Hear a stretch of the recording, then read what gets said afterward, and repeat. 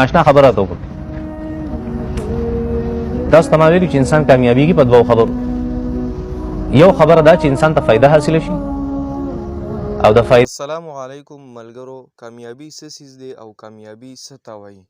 نن سبا خو ډېر خلک زیات تر کامیابي دې ته وایي چې هغه سره د دنیا مال او دولت د حساب کتاب ورسره راشي او د دنیا اسباب هغه سره برابر نو خلک وایي چې دا کامیاب انسان دی. ملګرو حقیقت کې کامیاب انسان کم یو دی؟ دا د مفتی سلمان اصغر صاحب مختصر غونډه کې کلیپ ته بیان دی. دا واورئ ان شاء الله تعالی چې تاسو ته فایده وشي او دا خبره به معلومه شي چې کامیابی حقیقت کې څه ته وایي او کامیابی څه ده. نو راځئ چې د دې دا بیان واورو. ناشنا خبره ته وکړه. تاسو ته ما ویلي چې انسان کامیابیږي په دوو خبرو. یو خبره دا چې انسان ته فایده حاصله شي او د فایدې سره هغه فایده د همیشي سره د عزت نه پوهېږي. کامیابي څه ته وایي؟ انسان ته فایده حاصله شي، همیشه فایده حاصله شي خو سره د عزت وي. دې ته څه شی ویلی شي؟ دې ته کامیابي ویلی شي. نو د فایدې خلاف چې کوم کار کېږي هغې ته ظلم وایي. چې فایده نه میلاویږي هغې ته څه ویلی شي؟ ظلم ویلی. یا هغه فایدې کې چې کمې راشي هغې ته څه شی ویلی شي؟ ظلم ویلی شي. او په پروټوکول او په تعظیم کې او په دې څیزونو کې چې کمې راشي هغې ته حزم ویلی شي. اوس پوه شوئ؟ د کامیابي خو میلاوېده په دغه دوو خبرو باندې چې د فایدې سره سره عزت میلاو شي. الله جل شانو فرمایي نه په فایدې کې کمې راځي نه په عزت کې کمې راځي. د کومو خلکو ومن یعمل من الصالحات چې داسې کارونه یې کړي وهو مؤمن خو شرط ولدی نو فلا یخاف دی به نه یېرېږي ظلما د څه نه؟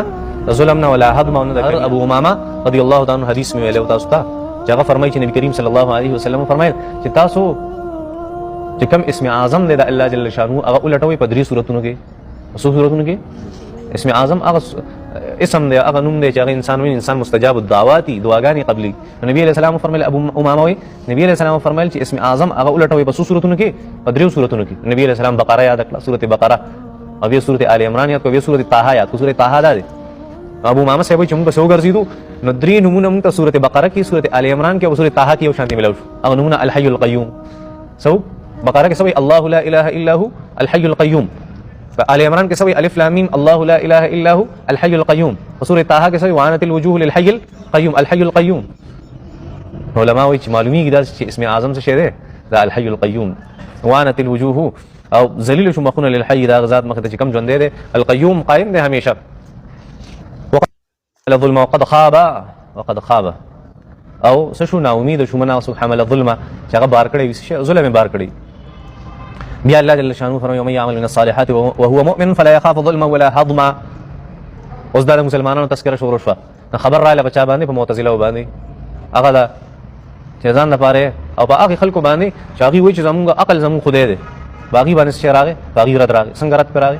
رد پرې راغی چې مخکې تاسو وایي چې هغه ظلم ګوره چې دا فاسق فاجر سړی خو نسي دا ظالمین. مونږ ته وایي د خدای مسلمانانو تاسو هغه د کافرو آیتونه په مسلمان باندې ولې فټ کوئ؟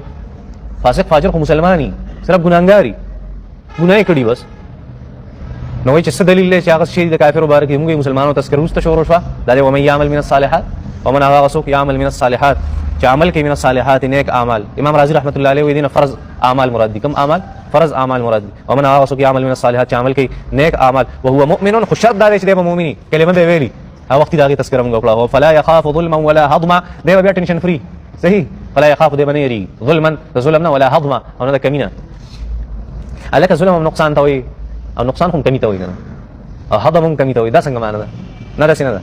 ظلم زیاتي ته وایي او هضم څه ته وایي؟ کمي ته وایي. دا هضم د هضم نوم دی. نظام انهضام پېژنې که نه؟ ډایجسټیو سیسټم ستاسو په ژبه کې وایم. پوهېږي نظام انهضام هضمه چې راولي. محترمو مسلمانانو وروڼو، امید ساتم چې تاسو به د مفتی صاحب دا بیان اورېدلی وي او تاسو ته پته لګېدلی وي چې کامیابي څه څیز دی. ملګرو په دې چینل کې به تاسو ته د علماء کرامو اصلاحي بیانات او اصلاحي ویډیوګانې میلاویږي. مزید ویډیوګانو دپاره چینل سبسکرایب کړئ. الله تعالی دې تاسو له ډېره ښه بدله درکړي. جزاک الله خیره. الله تعالی دې قبول او منظور کړي. زموږ مقصد دا دی چې زموږ نه نورو مؤمنانو مسلمانانو ته فایده ورسیږي او بل ته خیر ورسیږي. نو په دې کې تاسو موږ سره لازم شراکت وکړئ او موږ سره شریک شئ او ویډیوګانې چې دی نو دا ګورئ. انشاءالله چې تاسو ته به ضرور فایده حاصلیږي. السلام علیکم.